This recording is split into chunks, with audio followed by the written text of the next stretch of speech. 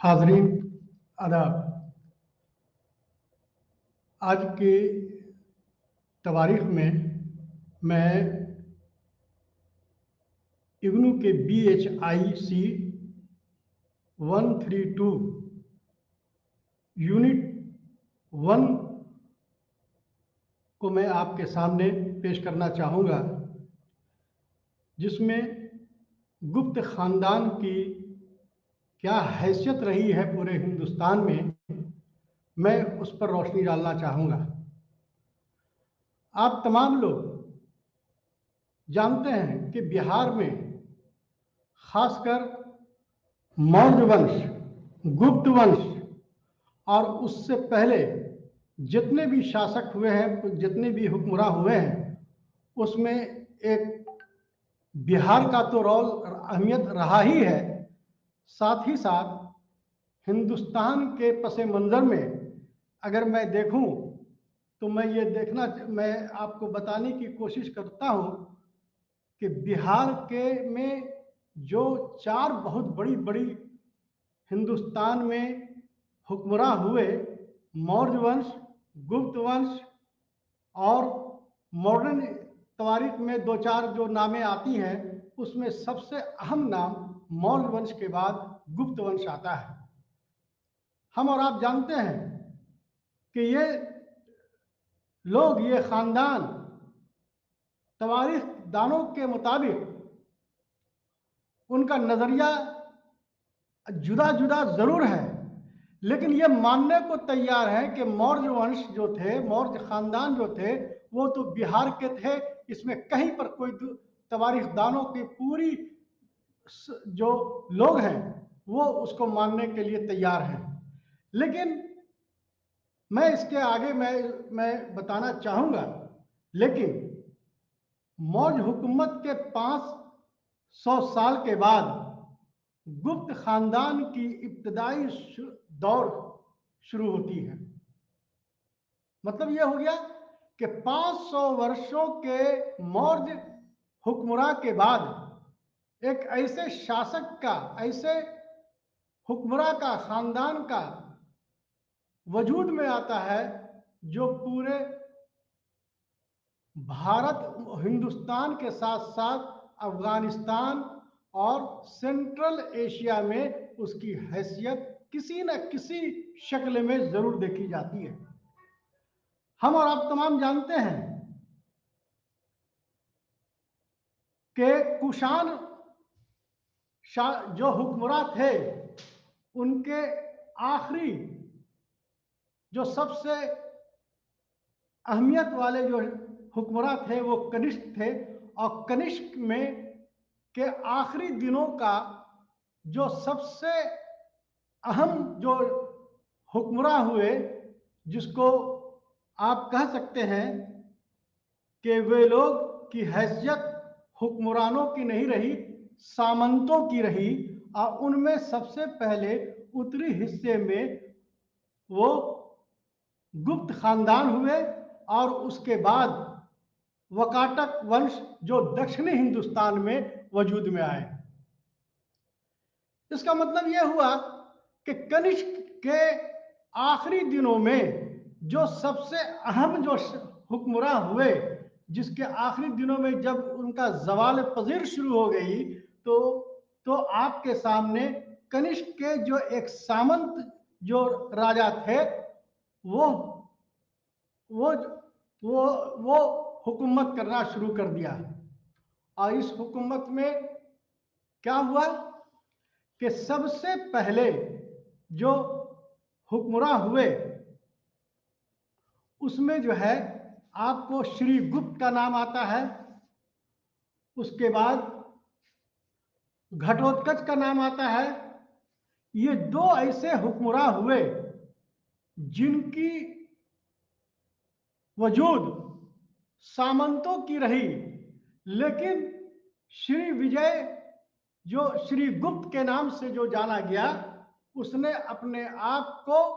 वजूद में लाने के लिए सामंत के हैसियत होने के बावजूद भी उन्होंने अपनी जो लक़ब जो है, टाइटल जिसे उपाधि कहा जाता है, वो महाराज का रखा।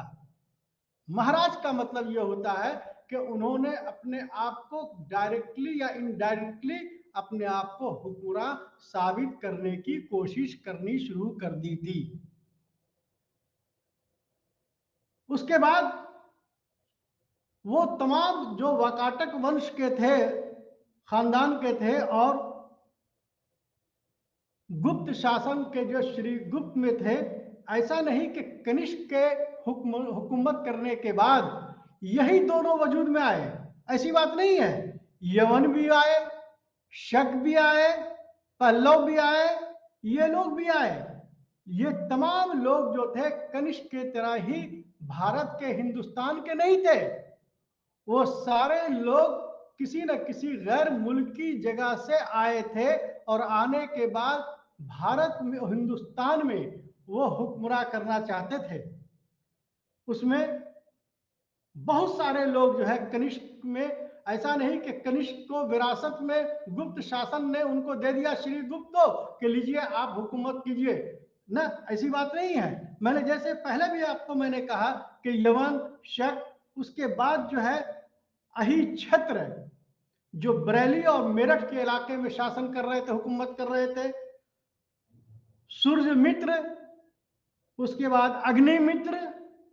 उसके बाद जो है पुष्यमित्र, उसके बाद जो है ये सब सारे मतलब के जो हुक्मरां जो थे वो हुकूमत कर रहे थे। और इसका जो एविडेंस कोई मौखिक रूप से, जुबानी से किसी तवारीख मानने को तैयार नहीं है। इसकी तमाम चीजें जो जानकारी मिलती है वो सब पुराणों के जरिया उसको मालूमात होती है। और यही वजह है कि पुराण के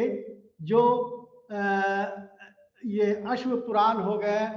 विष्णु पुराण हो गए, ये सब सारे में जो है बहुत ये गुप्त हुक्मरां के बारे में पूरी जानकारी तफसील से मिलती है। अब सवाल ये उठता है कि गुप्त खानदान जो लोग, जो ये सारी जानकारी और इनके जो जानकारी का जो जरिया जो मिलती है, किसी भी तवारीख को जानकारी के लिए हम लोग 5 तरह से हम लोग ये कर सकते हैं।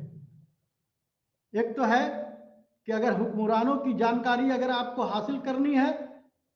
तो आपको उनके लिए एक सिक्का जो है सबसे बड़ी अहमियत की बात हो जाती है। सिक्के के जरिया हमें यह पता चलता है कि उस दौर हुकूमत में उसकी क्या हैसियत रही है, किस तरीके का ये था। अब समुद्रगुप्त के सिक्के को देख लीजिए, चंद्रगुप्त के सिक्के को देख लीजिए, स्कंदगुप्त के सिक्के को देख लीजिए, कुमारगुप्त के सिक्के को देख लीजिए, तो आपको ज्यादातर सिक्के जो है वो सोने के बनाए हुए सिक्के मिलते थे, जिस पर वहां की तहजीब, सकाफती और तमद्दुन, उसके बाद समाज के क्या मतलब रुतबे थे, समाज किस तरीके का था, ये सारी जानकारी हमें मिलती है। इसके अलावा हमें तवारीख को जानकारी करने के लिए सिक्के के अलावा जो है इंस्क्रिप्शन, जिसे उर्दू में खुतबा और हिंदी में अभिलेख कहते हैं, उस अभिलेख के जरिया हम तमाम शासकों, हुक्मरानों के बारे में, उनकी पूरी जिंदगी और उनकी पूरी हैसियत को हम अच्छे तरीके से समझ सकते हैं। क्यों कि उन तवारीखों में वो जो हुक्मरान होता है वो अपनी जिंदगी में वो अपनी कारगुजारी और कारकर्दगी को वो अवाम के बीच में लाना चाहता है। इसीलिए गुप्त खानदान की जानकारी का सबसे उम्दा और सबसे ऑथेंटिक अगर जानकारी अगर हमें देखने को मिलती है तो वो खुतबे के जरिया, इंस्क्रिप्शन के जरिया। और ऐसे इंस्क्रिप्शन ऐसे नहीं कि 1-2 हुए,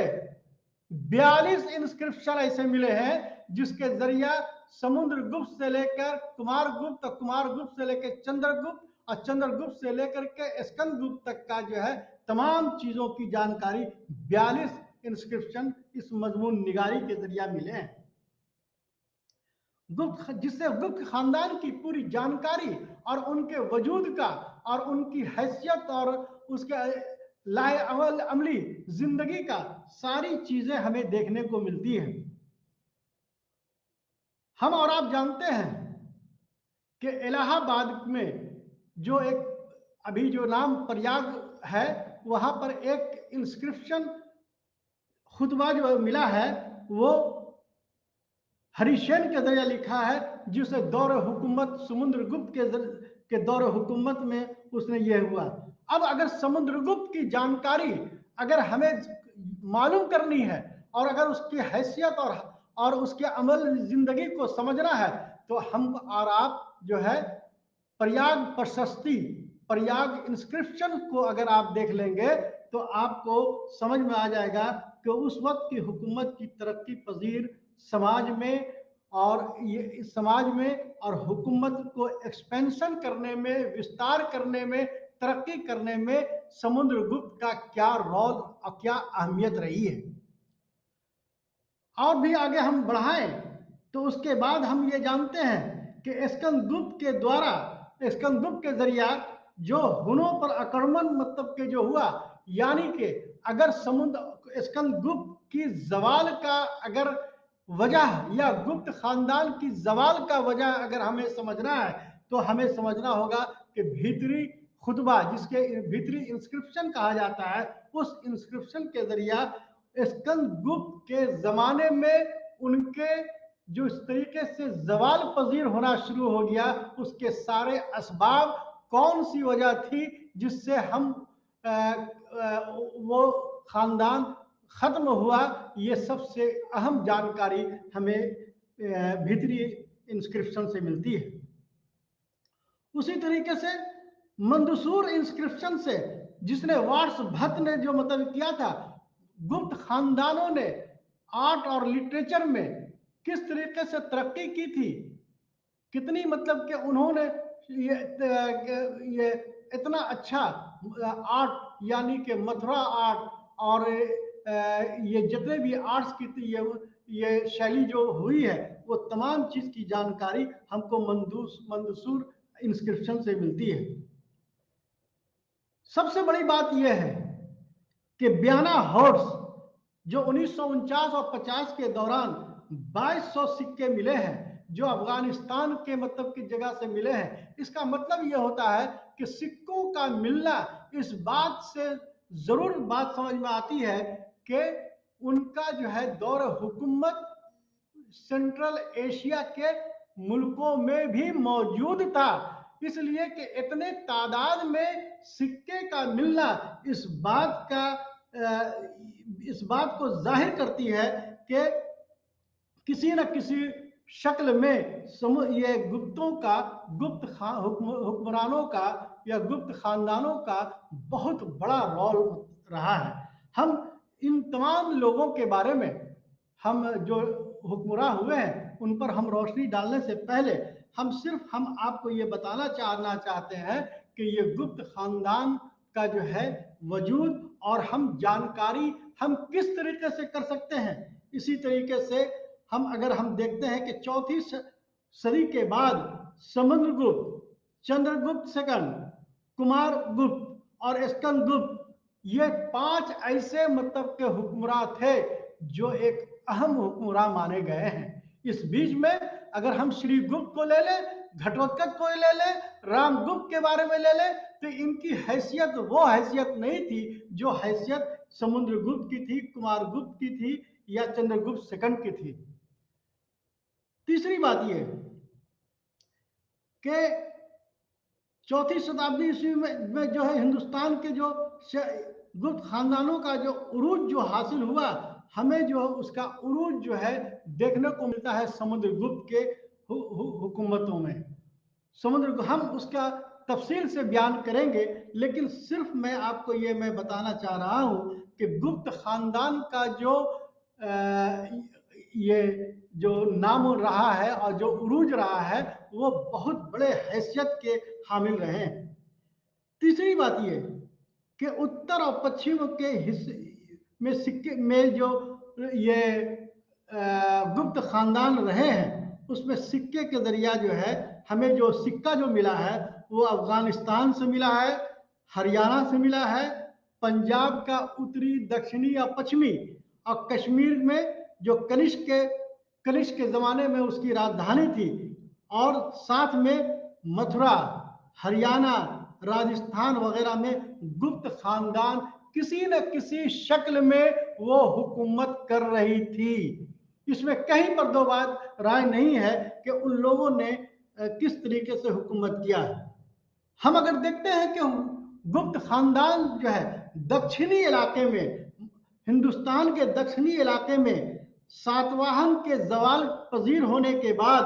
दक्षिण में जो है गुप्त खानदान ने एक बहुत बड़ा साम्राज्य, हुक्मरान कायम कर लिया था। उसमें कदम हो गए, पल्लव हो गए। कदम जो कर्नाटक में थे, पल्लव जो तमिलनाडु में थे, आंध्र प्रदेश, कर्नाटका और तमिलनाडु जैसे जगहों पर भी जो है सूबों में भी गुप्त खानदान किसी न किसी शक्ल में वहां पर उनकी हुकूमत कायम थी। अब सवाल ये उठता है कि ये सारी बातें जो मैं आपसे कह रहा हूं कि गुप्त खानदान पूरे हिंदुस्तान में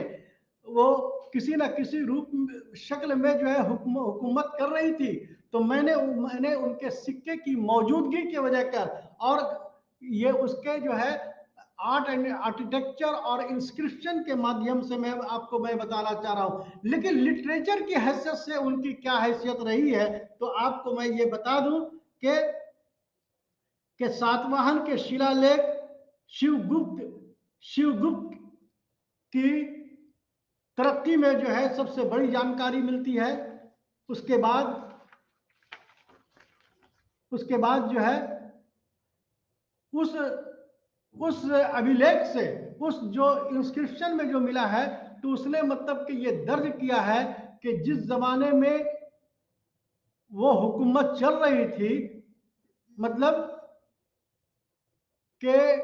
गुप्त खानदान जब वो दक्षिणी इलाके में कर रहे थे, तो वहां पर सुख, शांति और तरक्की का दौर था। और इसीलिए तवारीख दानों का एक बड़ा हुजूम जो कहते हैं कि गुप्त हुक्मरान की हैसियत वही थी जिस तरीके से पिरिक्लीज इंग्लैंड में, अगस्टन और एलिजाबेथ जैसे मतलब हुक्मरानों ने हुकूमत की, उसको मतलब के उसमें शामिल किया है। अब सवाल यह उठता है कि ये जो गुप्त खानदान है, ये गुप्त खानदान का जो है उसको हम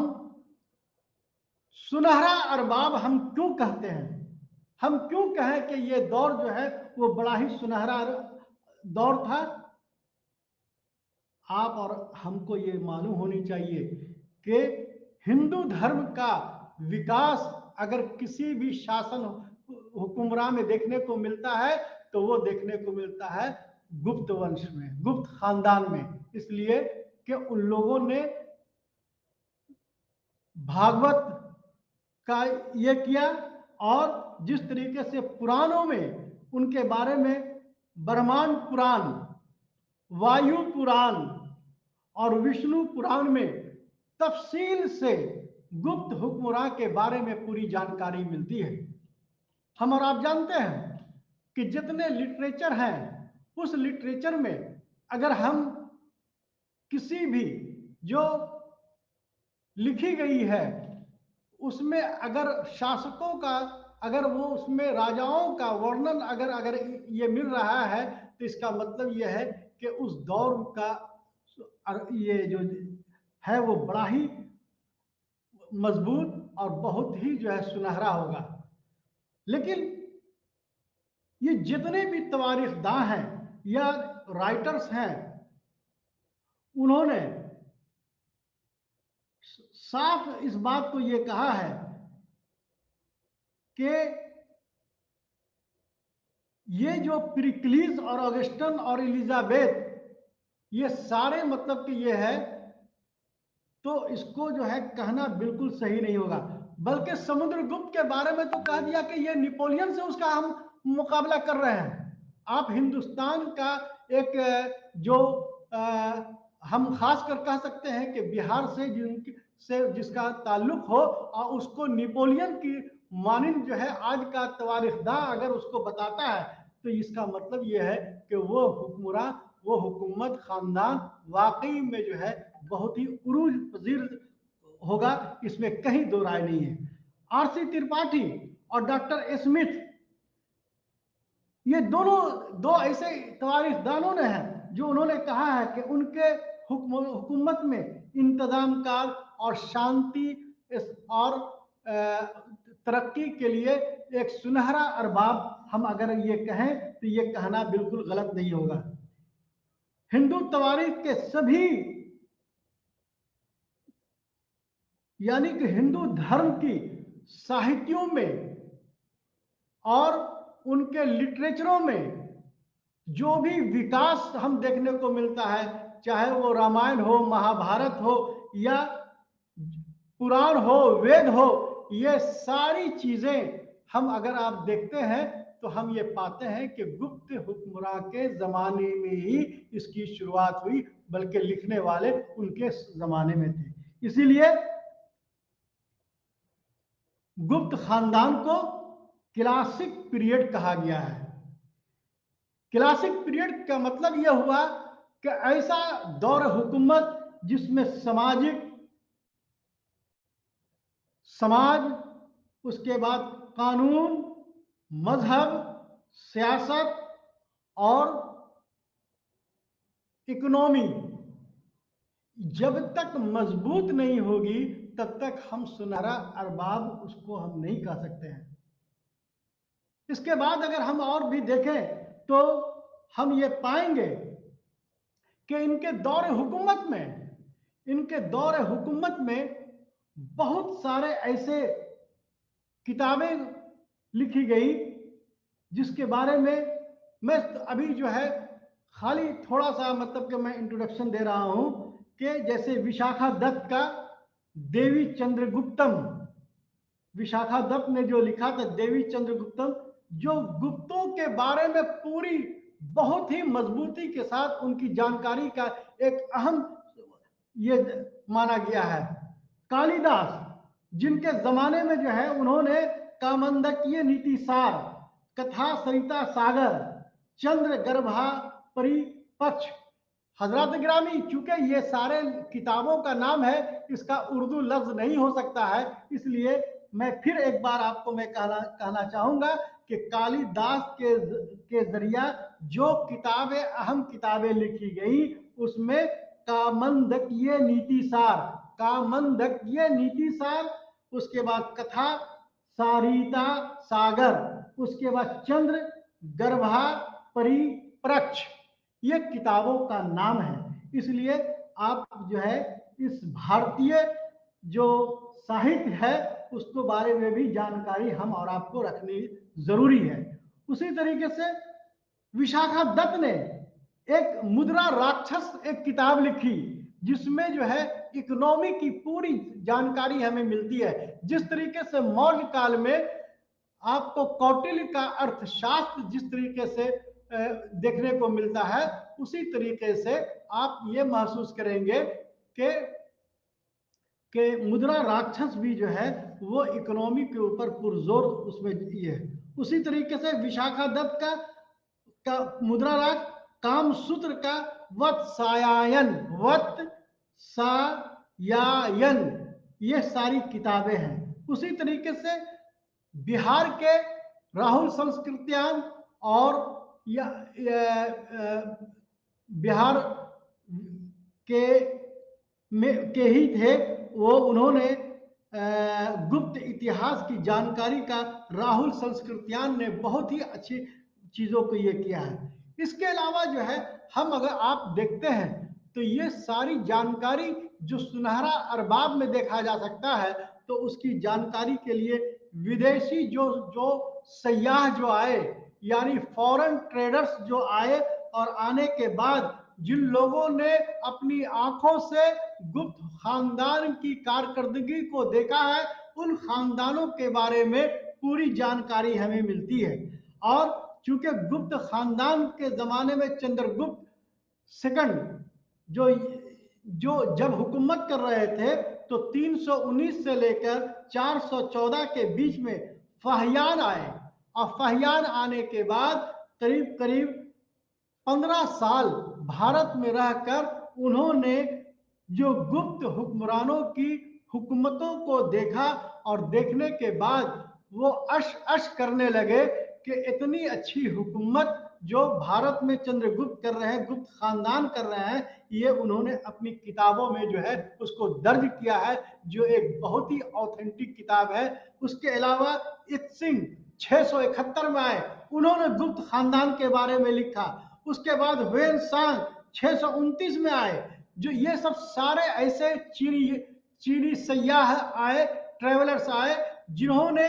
पूरी जिंदगी में अपने आने के बाद उन्होंने भारत के बारे में, गुप्त खानदान के बारे में भरपूर अपनी किताबों में, फूली कीची, ये सब सारी किताबों का नाम है, ये उसमें उसने दर्ज किया है। उसके बाद जो है चीनी यात्रियों ने बहुत सारे ऐसे जगह पर आए जो भारत में नालंदा जो है और विक्रमशिला जैसे विश्वविद्यालय में उन्होंने अपनी तालीम भी हासिल की, बौद्ध धर्म को भी ये किया, और उन्होंने यहां से जाने के बाद सारी चीजें वो अपने किताबों में लिखी है।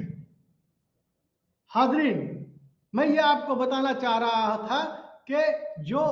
गुप्त खानदान का जो जानकारी का जो है हम उसी पर जोर दे रहे हैं। तवारीख जो एक ऐसी चीज है कि जो आम तौर से कोई बोल देता है, कुछ कर देता है, उसकी कोई अहमियत नहीं है, जब तक आपको लिटरेचर से, जब तक आपको उसके इंस्क्रिप्शन से, तब तक जिसके उसके कॉइन सिक्के से, जब तक उसके ट्रैवलर से के जरिया आपको उसकी ऑथेंटिसिटी नहीं मिलती है, तब तक हम किसी तवारीख के, और वो भी ये कदीम तवारीख का जो है जानकारी रखना बहुत ही मुश्किल की बात है। मैं इसके अलावा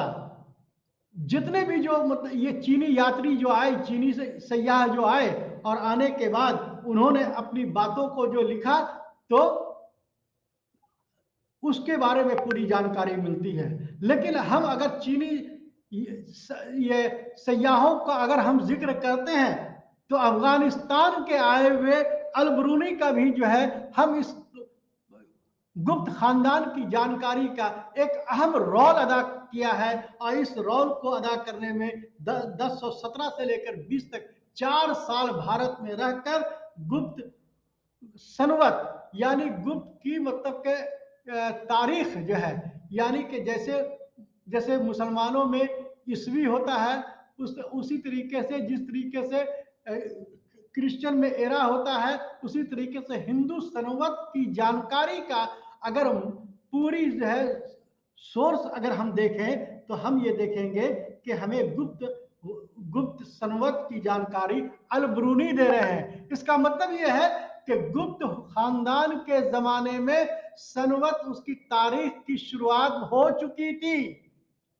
ये कहीं पर से इसकी तहकीक, और इसके बारे में कौन बोल रहे हैं? इसके बारे में बोल रहे हैं अल-बरूनी, जो एक अफगानिस्तान का सयाह था, जो एक ट्रेवलर था, और वो आकर के भूरी भूरी तारीफ कर रहा है कि हिंदुस्तान में इस तरीके का हुकूमत कर करके हिंदुस्तान के समाज में, सियासत में और तवारीख में एक अहम रोल अदा करते हैं।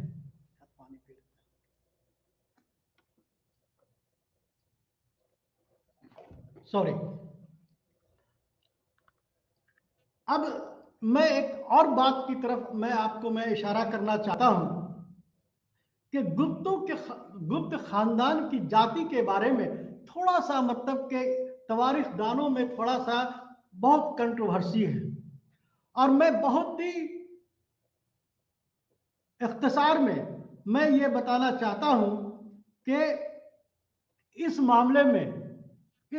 में जो है वो बिल्कुल ही अगर डार्क माना जाए तो कोई ये नहीं है, क्योंकि जो आज के जमाने में जो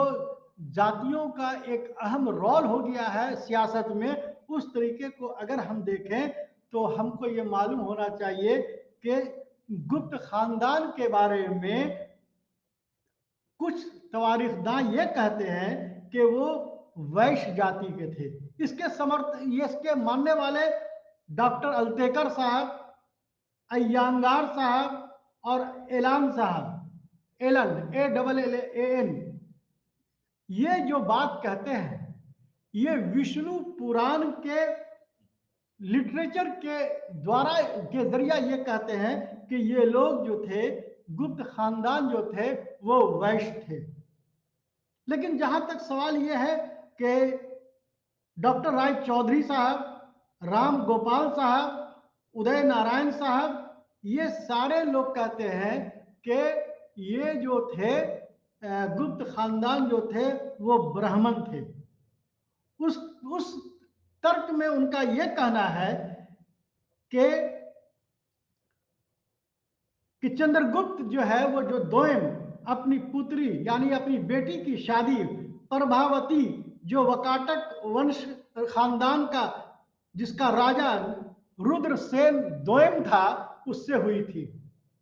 जो जात का ब्राह्मण था। कदम शासक और गुप्तों के बीच में, गुप्त खानदानों के बीच में विवाह का, शादियात का धरने से एक दूसरे से होती है। जो कदम शासक जो थे वो ब्राह्मण थे। उसी तरीके से हम अगर देखते हैं कि लिच्छवी गणराज जिसको डेमोक्रेसी कहते हैं, गणतंत्र कहते हैं, वो उसकी जो कुमार गुप्त प्रथम की शादी कुमार देवी से हुई थी, जो मल्लैच कहा गया था, जिसे क्षत्रिय का ये किया गया है। ये हमारे बिहार के वैशाली में जो लिच्छवी गणराज थे वो जो है इनका ये था। तो कहने का मतलब ये है कि तवारीखदानों का एक समूह जो है इस बात को ये मानने को तैयार नहीं है कि ये जो है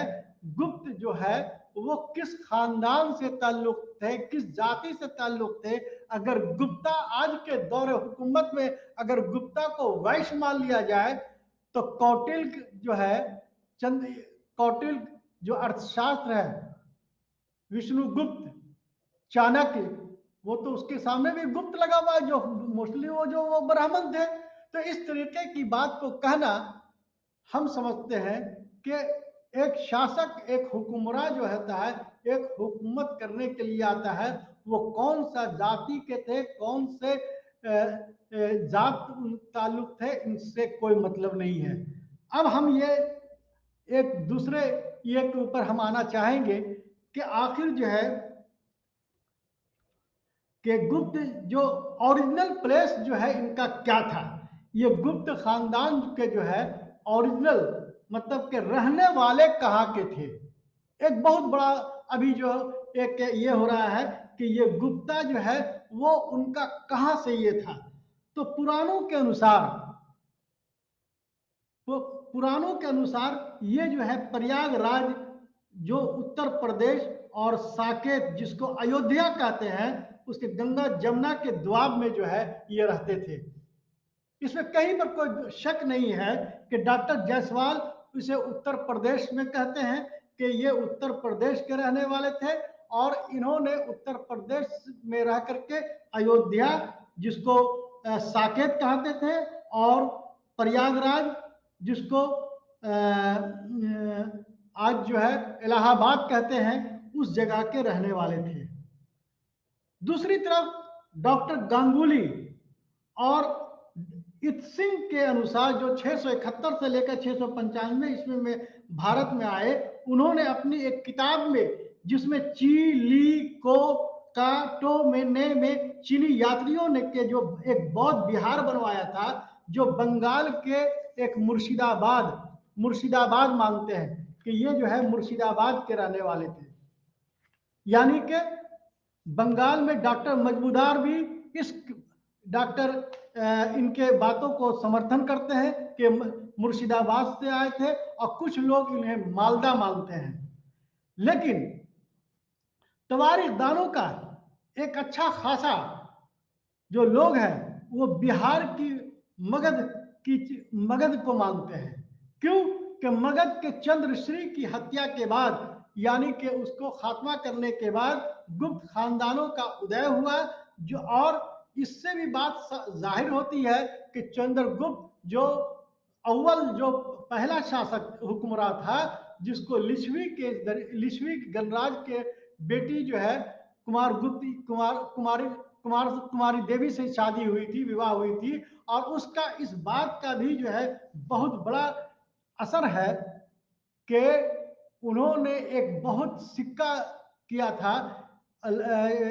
था राजा रानी प्रकार का सिक्का। इस बात का ये वो दर्शाता है, दिखाता है कि उस वक्त जो हुकूमत थी वो दोनों कुमार देवी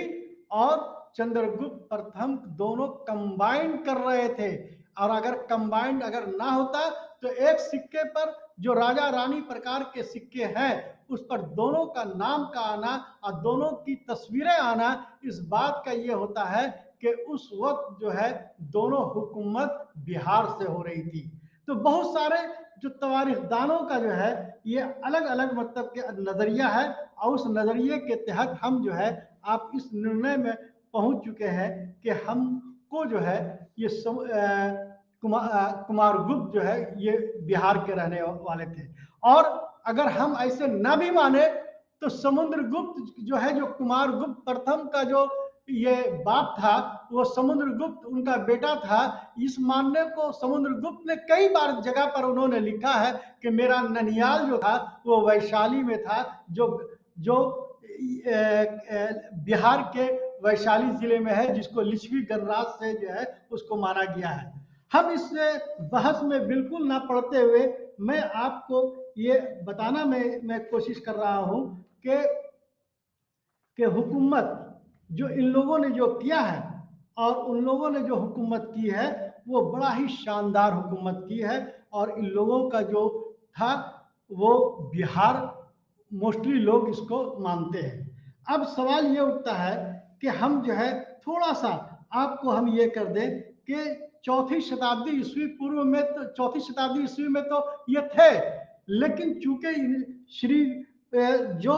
इसके जो है सबसे पहला जो हुक्मरान जो हुआ था वो हुआ था श्री गुप्त, जिसको उसको लकब जो है महाराज आदि राजा और महाराज के नाम से दिया गया, जो 275 ईस्वी में ये हुए। लेकिन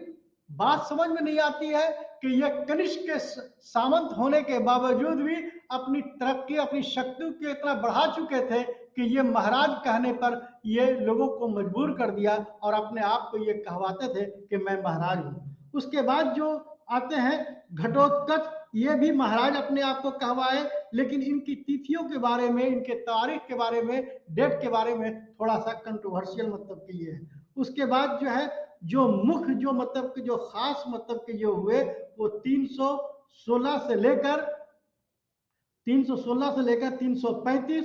हजरत गिरामी। आप तमाम लोग जानते हैं कि तवारीख में कहीं पर 319 कहीं पर 320 ये सब सारे मतलब के ये होते हैं। तो जो हर जो राइटर्स जो होते हैं वो अलग अलग तरीके से उनकी डेट को निर्धारण करती है, उसको ये करती है। तो आप इस ये में बिल्कुल ना जाएं कि कौन किस तारीख को क्या हुआ। आप ये समझ जाइए कि 320 से लेकर 335 तक चंद्रगुप्त प्रथम पर अव्वल हुक्मरान किया, और जिसने अपना टाइटल अपना लकब महाराज अधिराज रखा। क्या मतलब हुआ कि महाराजों का महाराज, उसने मतलब कि अपने आप को टाइटल दिया। उसके बाद जो है 335 से लेकर 375 या 80 तक जो है वो समुद्रगुप्त कहा गया। इस समुद्रगुप्त को कविराज के रूप में जाना गया और उसको परम भट्टारक कहा गया। कविराज का मतलब ये हो गया कि वो राजा एक शासक तो था ही, उसके साथ वो संगीत का वो यानी कि गीत का बहुत अच्छा जानकार था। और इसीलिए उसके एक सिक्के में जो आपको देखने को मिलेंगे वीणा प्रकार का जो सिक्का जो है उसमें अपनी जो इसको दर्शा रहा है कि मैं इसका सबसे बड़ा मतलब कि मैं प्रेमी हूं, इससे ताल्लुक रखता हूं। उसके बाद जो है आप देख लीजिए कुमारगुप्त नहीं चंद्रगुप्त जो 380 से लेकर 412 तक रहा है, उसको विक्रमादित्य के नाम से जाना गया। मैं इन तमाम लोगों के बारे में हम रोशनी थोड़ा डालेंगे, लेकिन मैं आप तमाम लोगों को उनके बारे में खाली मैं हल्का सा ये दे रहा हूं कि उनको किस लक़ब से जाना गया, और उस लक़ब के अलावा जो है आप ये समझ पाएंगे कि उनकी सियासत में क्या हिस्सेदारी होगी, क्या रोल होंगे, क्या अहमियत होगी, इससे मतलब आप समझ सकते हैं। उसके बाद आप कुमारगुप्त प्रथम, जिसको महेंद्र, अजीत महेंद्र और अश्वमेध महेंद्र के नाम से भी जाना जाता है। तो इस तरीके से हम आप देखेंगे तो आपको ये समझ में आ जाएगा कि चंद्रगुप्त खानदान जो है बहुत ही वसी था। हम आपको थोड़ा सा जितने जो खानदान है, चंद्रगुप्त अव्वल जो 320 से लेकर 325 का जो ये हुआ, ये जो है ये पहला ऐसा ये मजबूत हुआ जिसको संवत जो है, जिसको वैश्य वर्ण का कहा गया, इसको वैश्य जाति का कहा गया। गुप्त संवत चंद्रगुप्त प्रथम ने उसने चालू किया 319 से लेकर 320 तक, और यानी कि अगर संवत की शुरुआत अगर हम देखें तो हम ये देखेंगे कि चंद्रगुप्त प्रथम के द्वारा ही, मतलब के अव्वल के द्वारा ही किया गया। चंद्रगुप्त अव्वल ने अपने पत्नी लिच्छवियों के साथ मिलकर एक सिक्के, मतलब के राजा रानी प्रकार का सिक्का लागू किया था, जिससे महिलाओं की सशक्त यानी कि दोनों महिला और औरत का 320 में उस वुमेन्स का क्या मतलब कि एम्पावरमेंट था, ये साफ आप देख सकते हैं कि एक सिक्के पर दोनों का जो है आपको ये मिलता है। फिर उसके बाद आप देख लीजिए कि समुद्रगुप्त को 325 से लेकर 375 तक हुआ, जिसने 50 साल तक हुकूमत किया। उन्होंने डॉक्टर स्मिथ ने उसे समुद्रगुप्त को भारत का नेपोलियन कहा, और समुद्रगुप्त के दरबार कवि जो थे वो हरिसेन थे, और यही हरिसेन ने प्रयाग प्रशस्ति जो इलाहाबाद में उन्होंने एक इंस्क्रिप्शन लिखा, उस इंस्क्रिप्शन में उसके पूरी तफसील के साथ लिखा हुआ है कि जिसमें 12 सूबा जो थे जो उत्तर के, और 11 राज्य जो थे वो दक्षिण के, जिसमें मतलब उन्होंने हुकूमत किया, जिसमें कौशल का महेंद्र, महाकांतर, व्यार्ध, विस्तारपुर, महेंद्रगिरी, कट्टूर, पल्लक, ये सब सारे मतलब के कुरल, भट्टारका, अश्वमुक्त, ये पांचवा जो मतलब के सबसे बड़ा मतलब ये है कि उन्होंने जो है कि शक, कुषाण आदि को इसमें शामिल किया। और सबसे बड़ी बात यह है कि इतने बड़े हुक्मरान को आगे बढ़ाने के लिए उन्होंने क्या किया कि जिस सामंत को, जिसको शक वगैरह को, या जो इनके जमाने में जो मजबूत रहे, उनको राज भी दे दिया, और उनसे सिर्फ कर लेकर के यानी कि टैक्स लेकर के उनको राज करने का ये छूट दे दिया। इसीलिए समुद्रगुप्त की जो तरक्की है, जो विस्तार है, जो राज्य को एक्सपेंस किया था, उसको अपनी मौजूदगी न दिखाकर इनडायरेक्टली भी बहुत जगह पर ये किया। श्रीलंका में जो है श्री मेघवर्मन और समुद्रगुप्त के बीच में बौद्ध गया में एक जो मंदिर जो देखते हैं, ये मठ जो है यही समुद्रगुप्त ने बनवाया था। इसके अलावा चंद्रगुप्त प्रथम के समान के सिक्के जो है, कई सिक्के मतलब मिले हैं, और अश्वमेध प्रकार का जो सिक्का मिला है, जिसमें ये बताता है कि पूरे हिंदुस्तान में घोड़े पर बैठ करके जहां पर उसका कोई रथ को रोक लेता था, उससे उसका पंगा होता था, और उसने इसको ये किया। तो समुद्रगुप्त के साम्राज्य का जो बहुत तरक्की हुई है, इसमें कहीं नहीं कह सकते हैं कि इसको हर लोग मतलब ये कर सकते हैं, पजीराई कर सकते हैं। 375 से लेकर 414 39 वर्षों तक चंद्रगुप्त द्वितीय ने किया, और उन्होंने जो है अपने हुकूमत को उनके वालिद के जरिया जो मिला हुआ हुकूमत था, उससे तो उन्होंने आगे बढ़ाया ही, लेकिन उन्होंने सबसे अच्छा अक्लमंदी का काम यह किया कि उन्होंने शादियात के जरिया, वैवाहिक संबंध के अलावा, और ये विजय के द्वारा, यानी कि अपनी सेना को मजबूती के साथ वो वहां पर ला करके अपने आगे को बढ़ाया। और अपनी बेटी को शादी करने के बाद उसने जो है जितने भी जो है, जिस तरीके से मैंने अभी पहले शुरुआत में मैंने कहा था कि चंद्रगुप्त जो दोयम जो था, अपनी अपनी बेटी प्रभावती का विवाह शादी वकाटक के राजा रुद्रसेन से किया। इसका मतलब यह है कि जिस जगह पर वो हुकूमत नहीं कर सकता था, उसको शादियात के जरिए अपनी हुकूमत को मजबूती दी, और मजबूती देने के बाद ये किया। उसी तरीके से वकाटक ब्राह्मण थे, इस तरह चंद्रगुप्त ने अपने मतलब का शादी जो है वहां पर ये वकाटक के जरिया किया, और करने के बाद हुकूमत को आगे बढ़ाया। चंद्रगुप्त जो है पश्चिम में जो है मालवा, गुजरात, कठिवाड़, प्रायद्वीप में जीत लिया, और जीतने के बाद वहीं के शासक को उसने दिया, जो कर के जरिया, टैक्स के जरिया उसने किया। उसके बाद जो है चंद्रगुप्त जो है, जहां पर जो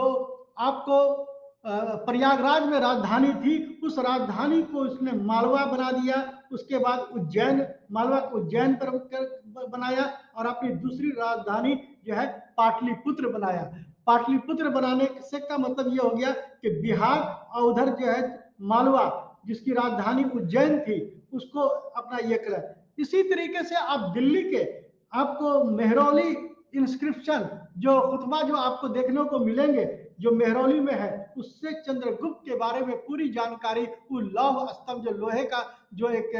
है उसके के जरिया होता है, जानकारी होती है। विक्रमादित्य का उसने मतलब कि ये क्या, उसका उज्जैन में विक्रमादित्य की उपाधि दी गई। क्यों? इसलिए कि वहां पर जो है उन्होंने अपना ये किया। फहियान इन्हीं के जमाने में आए थे, चीनी यात्री फहियान आए, जो 399 से लेकर 414 ईस्वी में रहे, और इनके शासक हुकुमरां में पूरी बातों को उन्होंने बताने की कोशिश किया। तो चंद्र नागवंश से भी जो है इन्होंने शादी विवाह करके कुबेर नाग का जो है अपने हुकूमत को विस्तार करने में बहुत बड़ा रोल अदा किया। अब हम जो है आपके सामने स्कंदगुप्त के बारे में बताना चाहूंगा कि स्कंदगुप्त जो थे, उन्होंने जो है अपने हुकूमत किया, और हुकूमत करने के बाद उनके जमाने में जो है सबसे बड़ी ये बात है कि हुन का आक्रमण जो बाहरी थे, उन्होंने जबरदस्त ये किया। वो राज्य को बहुत फैलाव नहीं किए, वो जो है जिसका उसका पूरा भीतरी अभिलेख में, भीतरी इंस्क्रिप्शन में जो जूनागढ़ से उसकी सूचना मिलती है, उससे ये पता चलता है कि इनके जमाने में जो हुन जो है, जो विदेशी थे, उन्होंने जबरदस्त हमला कर दिया, और उस हमले को वो बचा नहीं पाए, और यही वजह है कि वो जो है खामोशी के साथ उनका यहीं से जवाल पजीर होना शुरू हो गया। उसके बाद जो है अगर हम आप देखते हैं तो ये आप पाशी के मामले में झेलम नदी, ये सुदर्शन झील जो है स्कंदगुप्त ने अपने जमाने में बनाया। इसका मतलब ये हो गया कि स्कंदगुप्त को जो खानदान के जरिया जो मिले थे विरासत, उस विरासत को बचाया, और रफाए आम के लिए लोगों के पास जो है अपनी सारी एफर्ट्स को लगा दिया, और उस एफर्ट्स को लगाने के बाद हिंदुस्तान में वो जो हुन आक्रमण हुए इनके हुकूमत में, उस हुकूमत में उसको वो जो जो ये था वकार हासिल था, वो वकार हासिल होने में मजरूह हो गया। स्कंदगुप्त का जो है जो के साथ साथ जो है वो धर्म का बहुत बड़ा मतलब के पुजारी था। वो धर्म का बहुत बड़ा पुजारी था, धर्म जिसे धर्म विजय कहते थे। इसलिए स्कंदगुप्त के राज्यों पर उसके शासकों को जो है जो राज बहुत सारे, इतना दयालु ये शख्स था कि जो हुकुम सामंत जो इनसे अगर थोड़ा सा भी जो है ये कर लेते थे, गलती को मान लेते थे, तो वो जो है उनको वो राज को वापस कर देते थे। इसके बाद जो है हम देखते हैं क्या कि स्कंदगुप्त जो है 3 तरह के सिक्के चलाए। एक कहलाया धनुर्धारी प्रकार, एक कहलाया लक्ष्मी प्रकार, और एक जो है घोड़सवार छाप सिक्का। अब जो ये जो है धनुर्धारी प्रकार का मतलब ये होता है कि तीर चलाता हुआ शासक। इसका मतलब ये हुआ कि ये जो राजा जो था, वो हुक्मरान जो था, वो अपने आप को ये दिखाने की कोशिश कर रहा था कि मैं लड़ाई में, संघर्ष में, स्ट्रगल में, तीर चलाने में माहिर हूँ। उसी तरीके से जो लक्ष्मी की की तरह का जो सिक्का जो मतलब किया, उसने बताने की कोशिश किया कि मैं जो है औरतों का सम्मान करता हूँ, औरतों की इज्जत करता हूँ। उसी तरीके से घोड़सवार मतलब के प्रकार का जो सिक्का चला लाया, तो उसका मतलब ये हुआ कि वो घोड़े में बहुत ही पूर्ण था, बहुत अच्छा घोड़सवार था। ये सारी चीजें जो है, इसीलिए स्कंदगुप्त को अगर हम देखें तो उसके धर्मवत्सल की उपाधि भी दी जाती है। धर्मवत्सल, धर्मवत्सल की उपाधि दी गई। उसके बाद हम देखते हैं कि कुमारगुप्त प्रथम जो 413 से 455 37 सालों तक हुकूमत किया और अपनी तुलना उसको देवता के जरिए से मतलब किया है, यानी कि शांति देवता उसी शख्स को कहेंगे ना कि जिसके जमाने में शांति का हो, जिसके जमाने में सामाजिक, आर्थिक, धार्मिक तमाम चीजें मौजूद हो। चूंकि स्कंदगुप्त के जरिया उसे धर्मवत्सल का ये किया था, तो उसी के नक्शे कदम पर चलकर कुमारगुप्त ने किया और उन्होंने बहुत ही अच्छे तरीके से हुकूमत को चलाई। तो ये जो जितने भी जो हुक्मरान जो थे, उस हुक्मरानों का जो है हमने आपको उसमें थोड़ी थोड़ी सी रोशनी डाली है। और उस रोशनी डालने के बावजूद भी हम देखते हैं कि कुमारगुप्त के बाद 414 से लेकर 455 के बाद, स्कंदगुप्त को 455 से लेकर 467 के बाद, उसके बाद जो थे वो पुरुगुप्त, उसके बाद जो है जो भी मतलब के जो हुक्मरान हुए वो जो है वो वैसा वैसा नहीं, पुरुगुप्त हो गए, बलादित्य हो गए, और उसके बाद है जीवित गुप्त। ये सब सारे ऐसे हुक्मरान हुए जो बहुत ही नाहल रहे, और नाहल रहने के बावजूद वो हुकूमत को ठीक से नहीं चला पाए, और यहीं से जो है ये क्या नाम है, इनका खात्मा हो जाता है। अब सवाल ये उठता है कि चंद्रगुप्त जो खानदान जो था, उसके जवाल पजीर होने के कौन से ऐसे वजूहात थे। मैं बहुत ही कम ये मैं ये कहना चाहूंगा कि चूंकि जो चंद्रगुप्त विक्रमादित्य जिसे कहते हैं, वो उस वहां तक तो राजा जो है हुक्मरान बहुत ही ये थे, लेकिन स्कंदगुप्त के बाद हुनों का आक्रमण एक बहुत बड़ी वजह बनी। दूसरी बात यह कि हुन जो थे वो घोड़सवार सेना के बहुत ही मजबूत थे, जो 458 ईस्वी तक पूर्वी मालवा और मध्य भारत में अपना सिक्का जमा लिया था, और उस और उस क्षेत्र को गुप्त गुप्त को उखाड़ फेंकने में यह हुन जो है बहुत ही अहम किरदार निभाया। उसके बाद जो है हम देखते हैं कि गुप्त खानदान का जवाल होने का एक और वजह यह हुआ कि मालवा के यशोवर्मन ने हुनों को हराकर पश्चिमी राज्य को राजा ये एक नए राज्य का उन्होंने कायम किया, जिसको जो है विजय स्तंभ गढ़वाल से ये पता चलता है। तो उसी तरीके से हम देखते हैं कि सामंतों का उदय बहुत तेजी के साथ होना शुरू हो गया, और उस सामंत जो है, सामंत यानी कि राजा के बराबर ही, जो राजा के जरिया जो जायदादें मिलती थी, जिसको जो आज के जमाने में गवर्नर कहा जाता है, उसकी हैसियत होती थी। उसी तरीके से मगध में गुप्तों की सत्ता को कमजोर होते हुए अपने अपने आप को वो लोग खुद आजाद जो टैक्स दिया करते थे, उसमें से सबसे बड़ी बात यह है कि वर्धन वंश जो थानेश्वर और हरियाणा के थे, उसके बाद मौखरी वंश जो कन्नौज उत्तर प्रदेश के थे, जो वल्लभी राजवंश जो गुजरात और गुजरात के थे, उसी तरीके से मध्य प्रदेश के अनेक छोटे छोटे राजवंश जो थे, जिन्होंने हुक्म ये चंद्रगुप्त पर जो है उन्होंने गुप्त खानदानों के ऊपर जवाल करने में उनका बहुत बड़ा नुमाया किरदार रहा है। उसी के तरीके से ये गुप्तों के जरिया जो है, जो राजाओं ने जो ये पुरोहितों को यानी के पंडितों को जो जमीन दे दिए थे, उस जमीन को मतलब के आजाद कराने के लिए उन सामंतों ने बहुत बड़े पैमाने पर जो है क्या नाम है, एक उनके खिलाफ जो है विद्रोह छेड़ा। उसके बाद राजकीय जो जो कर्मचारी जो थे, जो वहां पर के जो जिम्मेदार थे, और इन सभी लोगों को जो